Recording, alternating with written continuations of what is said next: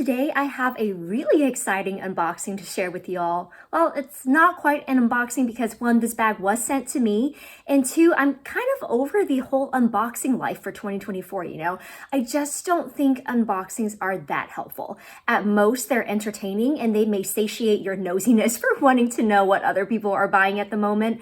But since I don't plan on making any major boutique purchases this year, timing just really isn't a factor. So I figured instead of doing unboxings and first impression videos where they almost always skew falsely positive, it may be more helpful if for this year I just waited out a bit to do actual reviews instead, and wait for the initial new handbag high to wear off. So let me know what you guys think. Do you prefer unboxings or reviews or both? If you guys really want to see unboxings and you find them helpful for making your own purchasing decisions, then let me know. And in that case, I would be more than happy to oblige and share my purchases with you in real time. But all that to say, I do have a new work bag to share with you all, and I've already been using her for the past 2 weeks. So while we're still in the honeymoon phase, boy, has she already been put through the ringer. Not only have I taken her through my usual work day, I've had quite a few extra meetings these past couple of weeks that have required me to trek across campus with her. So no joke, first day I used her,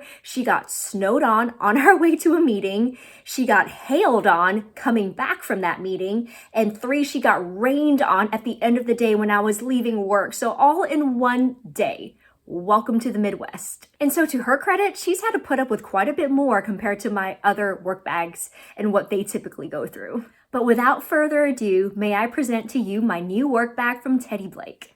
So this is the Gigi in the size 13, made with their Stampato leather in the blue jeans color. Now, first off, I am extremely thankful to Teddy Blake for reaching out and for sending this bag to me to review. So this is not a sponsored video. I'm not paid to say any of the following.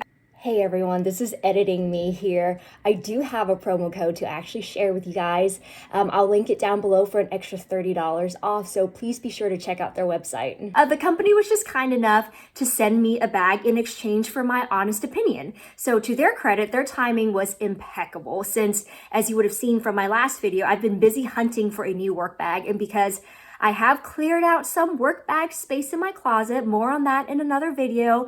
I just felt comfortable saying yes to receiving and reviewing a bag from them because I was genuinely curious and interested. Now, I had originally planned to talk about this bag in my previous video, but we ran into a couple of snafus along the way, and we'll get into all that later. But in anticipation of receiving this bag in front of you, I started to do some of my own research about the brand. So I first want to do an overview of this bag before moving on to my honest opinion of the bag and the brand and just my experiences in dealing with them along the way.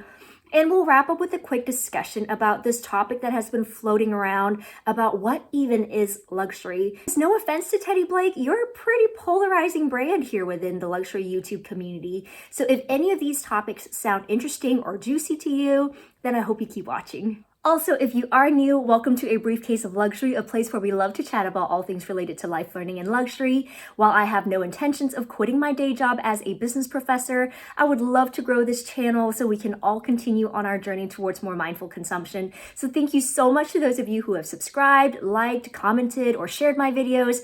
I really appreciate it. And if you haven't already, I hope you consider doing so, especially if, like me, you have a teensy obsession when it comes to a good handbag. First, let's go over the specs of this bag in terms of its size, leather, quality, functionality, design, and price. I'll talk about the one I have and the other options that Teddy Blake currently offers on their website. But before we do that, let's just take a quick spin around the bag. So here's what the Gigi looks like from the front, completely done up. Here's what she looks like from the side. All right. Here's what she looks like on the bottom. There is her back. Let's unbuckle her and just take a quick peek inside. All right.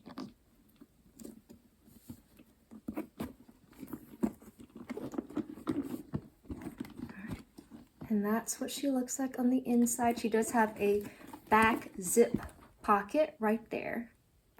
I'm gonna leave her undone, but let's talk about her size. So I chose the size 13, which measures 13.5 inches across the bottom, 10.5 inches in height, and just under 6 inches in width at the bottom. Now the Gigi does also come in a size 11 and a size 15. Now for me, the size 13 was the smallest size I can comfortably use for work since I do have a work laptop that measures 12.5 inches in length. Now could I have gone up to the size 15? Absolutely. In fact, I would have loved a size 15, but the colors were a lot more limited for that size. So yeah, I thought it was interesting that not all colors and leathers were equally available across all the sizes, which was a shame because some of the colors in the smaller sizes are absolutely beautiful. I mean, even this blue jeans blue, it's so rich and so deep. It's stunning. Like, it's the perfect shade of blue. The pictures on the website just didn't do this color justice, in my opinion. All right, next, let's talk about leather. Now, first off, I'm no leather expert, okay?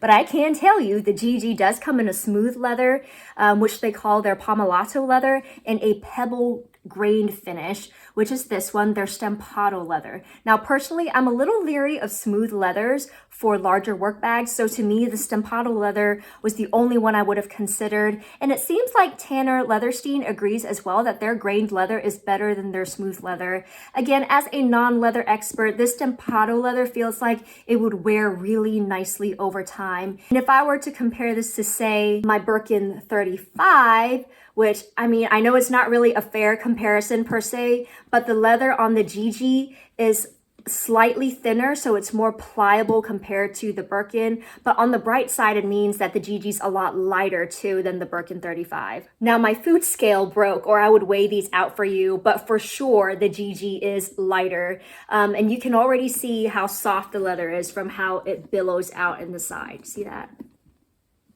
Now, unlike the Birkin, which is leather lined on the inside, the Gigi is unlined. And so for those of you who enjoy the feel of raw suede linings, then this is a really nice touch. And since I've already brought up the Birkin, let me just touch on the design of the Gigi. We'll do a deeper dive into Teddy Blake's overall aesthetics here in a bit, but to me, I would describe this design as a cross between the Birkin and the YSL Sac de Jour, maybe leaning more heavily towards the Birkin because of the front flaps and overall silhouette of the bag, but with elements of the Sac de Jour sprinkled throughout, especially since we have a strap like the Sac de Jour and we have two baby sangles that are similar in length and placement that don't extend all the way to the front.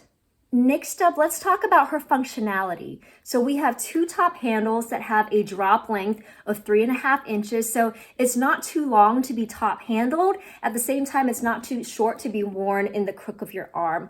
Also, I like how this bag can get super wide, not only because you can untuck the sangles like this to give you a little bit more width, but you can actually just unbuckle the back as well, so you can stretch this bad boy out to its maximum girth. Now for me, I have been using this bag fully opened up, flap tucked in, sangles completely undone, just because it makes it so much more convenient to get in and out of. I also appreciate the detachable and adjustable shoulder straps.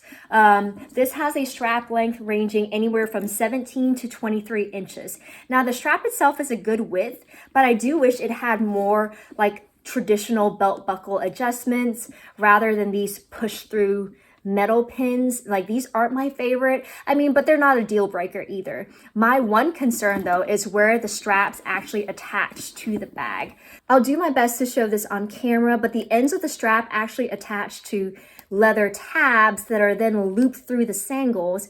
And while I do admit they do feel sturdy, I do have concerns about how well those leather straps will wear over time, especially if you're someone like me and your work bags can weigh upwards of 8 to 10 pounds. So I do hope the sangles are strong enough to hold all that weight. But unless I'm in a pinch, I'm usually more likely to carry this as a top handle or a crook of the arm work bag rather than a shoulder or a crossbody bag. Let's also talk about the quality. Now, this bag looks to me to be extremely well made. To be honest, I was a little concerned when she got snowed, hailed, and rained on, but with a good wipe down after, I haven't noticed any bubbling or wearing of the leather. Now, granted, it was just one day of being exposed to the elements like this. I will keep you posted if, say, I decide to take her out in a tornado tornado or a typhoon next. But I really have nothing bad or negative to say at all about how this bag is put together. Like, to me, the stitching looks good, the hardware feels substantial, and this is also a weird thing, but can I say how much I appreciate the color of the hardware, especially next to the blue, and just the fact that their hardware says Teddy Blake. I think that's just such a nice touch, considering I was just complaining about the hardware on my Mulberry mini base water looking like something I could have picked up myself at the hardware section at a Home Depot. Now, if I were to be picky though, feet would have been really nice for a bag this size, because we all know that Parkinson's law applies to bags as well, that what you choose to carry will expand given the capacity of the bag.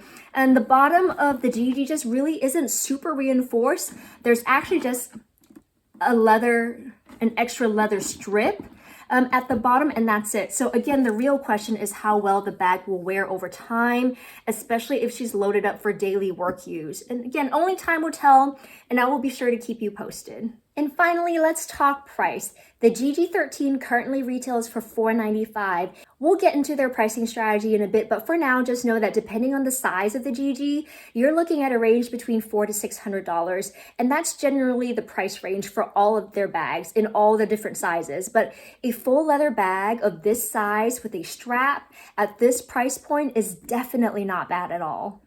So what are my honest opinions about this bag specifically? Now, first off, again, I just have to make the disclaimer that I'm no leather expert or handbag aficionado, okay? I can't tell you the ins and outs of the leather specifics and stitching choices, etc. But I have owned all sorts of handbags, from bags that cost a few dollars to thousands of dollars. So the only opinions I can provide are those of a customer who uses a work bag on a consistent basis, who needs it to fit a work laptop and some extra bits and bobs, and who wants a work bag that looks classic and timeless, but that's still easy to carry and convenient to use. And maybe I'll check in again in the future, but for now, based on the amount of stress she's been exposed to, this is a fabulous work bag at a fair price point. This has honestly exceeded my expectations. And this blue jeans color is to die for. But notice how I said this bag specifically, because in full disclosure, this was not the first bag they sent. And this is where it gets juicy and a little dicey. So buckle up. So originally I had picked the Gigi 13 in this beautiful lilac color, but as soon as I unboxed it, like, my heart sank. Like, I was beyond underwhelmed. Like, I'll insert pictures from that unboxing. I will say though, the lilac color was beautiful, but there was no way I would have shown that bag on my channel, let alone actually used it in public. So I was honestly surprised that bag even made it through quality control. It wasn't like it got crushed during shipping or packing. It was legit a defect in the leather and the way the bag was stitched together. Like, there was no smoothing out that crease through any home remedy, you know? Now, on the bright side though, their customer service was excellent. They were super quick and apologetic and immediately offered to correct the situation and replace the bag. Unfortunately, by that time, the lilac one had sold out, which I was bummed about because it would have been like the perfect color for spring. But nonetheless, I picked this combo instead, and when my husband saw this bag in person, he loved this like 100 times better than the original one. And not just because it was free of defect. I agree, this just works for me. But to be honest, when they asked me to pick another bag, for a day or so, I had sincerely thought of just saying thanks, but no thanks, I'll pass. So I promise there's a point to this next tangent. Now, one of my main areas of research pertains to social evaluations. So I study constructs related to organizational reputation and status. And there's this concept known as the halo or spillover or residual effect, where even in the face of conflicting or unsupportive evidence, stakeholders still give a high status company the benefit of the doubt, right? And so if it was any other average Joe Schmo company that committed the same transgression, you are more likely to choose to withdraw your support. However, for these companies with certain elite reputations or statuses, you're more willing to give them a second chance to make things right. and then a third chance and a fourth chance, to the point where you've forgotten how those companies earned that reputation or status to begin with. Case in point, Chanel can continue to have quality issues, and those issues can progressively get worse, but we still won't strip them of their elite reputation or status, at least not yet. And instead, we just hope we'll be lucky enough they have a classic flap in store without a wonky flap or a pop stitch, or that they have a version of the new Kelly bag without wrinkles in the leather. But would we be that forgiving for any other company? No, we wouldn't. I know I'm not the first out there to review a Teddy Blake bag, and like I said, it's a surprisingly polarizing brand, which is why I wanted to test out the bag for myself. There seems to be two main polarizing factors here. One is the quality of their bags, and two is the status of their brand. Now, first, there are reviews that rave about the quality of their bags, and then there are those that just don't hold back, right? So let me share with you my opinion. Are Teddy Blake bags good or bad in terms of their quality? My answer is yes. Clearly, if I had paid for that first lilac bag, I would have been livid. I wouldn't have given the brand a second chance to make it right, and I would have probably ripped them to shreds here on YouTube. But if we had just started with my experience with this bag here, I would have been singing their praises up and down the streets, and I would have been made a true Teddy Blake believer. My only hope is that they can do a better job with quality control so that that first scenario never has to happen, right? So that they can truly sell themselves on what they claim is their differentiation factor, which is luxury level quality bags at fair prices. And in that case, guaranteeing the quality of the bags they sell should be non-negotiable. Which brings me to my next polarizing factor. How luxury even is Teddy Blake? Now, I get that in layman's terms, luxury is treated as subjective, and thus can mean whatever you want it to be. Like, what is luxury for you may not be for me, and vice versa. But from a definitional and research standpoint, that's a hard sell, because if you can't define it, you can't measure it. If the parameters of the construct can change on a case-by-case or person-by-person basis, well, we can't build knowledge on faulty or untrue premises. And I get why there are those on YouTube that don't see Teddy Blake as luxury. Now, one of those reasons is just based on their past trajectory, right? I appreciate that as a brand, they've moved away from selling purely duped designs. Like, we've seen that with several popular dupe brands like Lily and Bean, which are known for their like mini Kelly lookalikes. And as a dupe brand, it's really hard to gain luxury status. So strategically moving away from purely duped designs can help legitimize them in the handbag space, but they've definitely still clung to their Hermes inspired look, where it's no denying that the majority of their designs are a cross between the Birkin and the Kelly. Now, this may be me being overly critical as a business professor, but I also wish Teddy Blake would be more transparent with their differentiation strategy. For instance, if you spent any time on their website at all, I'll admit they do a great job explaining their value proposition. I love the charts they include to explain their alleged pricing strategy, which for my business strategists out there, they claim to use a fair pricing strategy. And their charts basically highlight the specific areas of their business operations that they have cut back on compared to other luxury brands, and how that translates into price savings for their customers without compromising on the quality and craftsmanship of their handcrafted, made in Italy leather bags and goods. However, as the information is currently presented, I still have so many questions about their mode of operation and what constitutes fair pricing. Like, for me, the math in their charts just isn't mathing. But I get what they're trying to say. I feel like this video is already going to run long, so I don't have time to dive into why the math doesn't math to me. And again, this may just be me, but what gets us to buy into a brand's luxury status is the brand story, right? The heritage, the icons, etc. I really wish Teddy Blake had a story to share. Like, who even is Teddy Blake, right? Which, by the way, for those of you who are interested, they are a small, privately held e-commerce company based in New York. And according to Crunchbase, which is a startup company database that I frequently use in my own research, Teddy Blake was founded in 2016, and they raised an initial $1 million back in 2021. So I need you to keep in mind that even if you look at their executive team, let's be honest, they are entrepreneurs and businessmen and women first. Many of them own and operate multiple e-commerce businesses, which through that lens, I have nothing but respect for what they have accomplished as a company, you know? And I get that as an e-commerce startup, going the route of non-traditional marketing via sending bags out to content creators is much more cost effective, and those savings can translate into cost savings for their customers. I think a fun study, however, may be to examine the trade-off between sending bags out for review to reach a wider viewership and potential market versus how that impacts the perceived luxury aspect of the brand.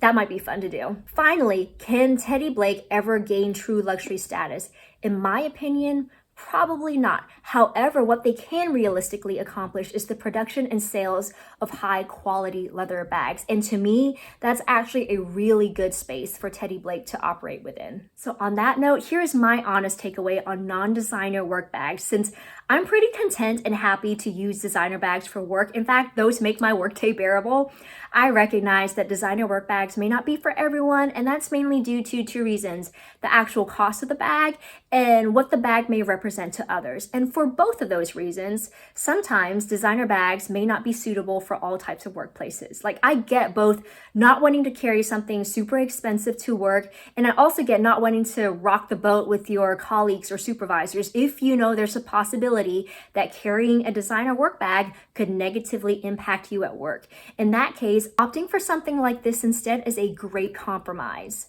So if you are someone who wants a high quality leather bag but don't care for paying for a recognizable brand name, or would rather not carry something heavily branded for work, Teddy Blake does have a large range of bags that are suitable for work, from styles that are super polished to a little more relaxed.